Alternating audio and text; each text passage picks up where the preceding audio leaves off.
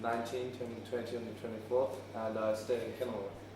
I'm here most of the time. I'm in Ops most of the time due to work. I normally have lots of friends based around here or at university, CPUT in town. When I see my friends, it's mainly either in a work environment or just chill environment. If it's a chill environment, I suppose just have a beer at Penang Jam or a pub or something.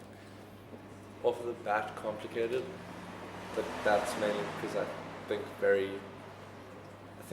very lowly of the way I think, because it gets a little bit weird. I've been based of growing up in my life, lots of ADHD. It's meds kind of affect the way I think. It's you overthink and then everything gets a little bit complicated in your head, and then shit gets just dragged down. What was hard was, I suppose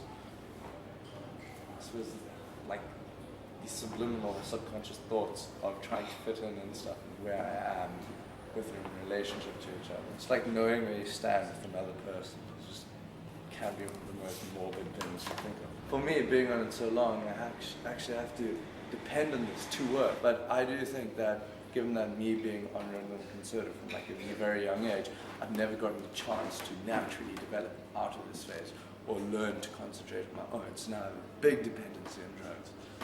Well, at drugs, Ritalin, concerta vibes. It's very, very possible that I have a depression, very subliminal, very underneath everything what you see now, when I am alone with my inner thoughts of thinking of self-worth, where am I going kind of thing. I have a job, I'm doing graphic design, I'm doing one subject, I want to do things, I don't know what I want to do, I have no goal. The other day in the library, I kind of had this weird breakdown thing where I just wrote this big, in most people's view would be what the hell, this guy's depressed. One of the things was,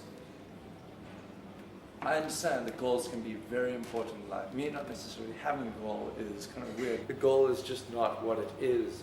A goal has a nature. A goal could be a living kind of theory or ideal which you're working towards. Goals, people just think of the what. I believe the why is so freaking important. Nobody ever addresses the possible subconscious feelings within themselves which drive them to do so much things.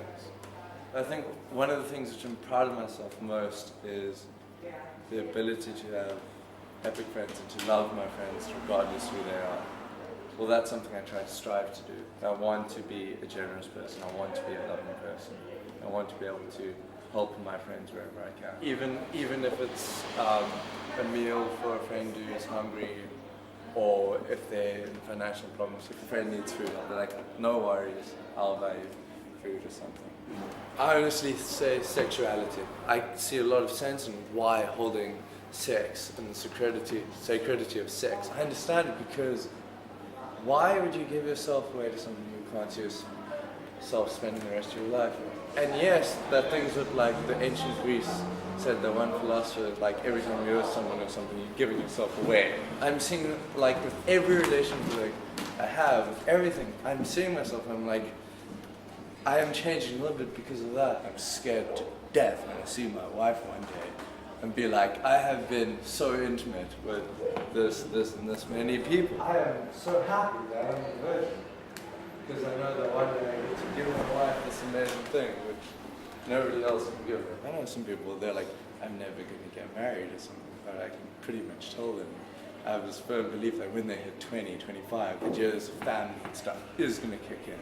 You can see friends around them having married, having children settling down, and they can be wow, they're so happy. Yes, children can bring up crap and shit. Yes, we all know, but you have to take the good with the bad and the bad with the good. I do believe that sex is a very, very connecting thing of the soul. And in creating another person is also so freaking sacred.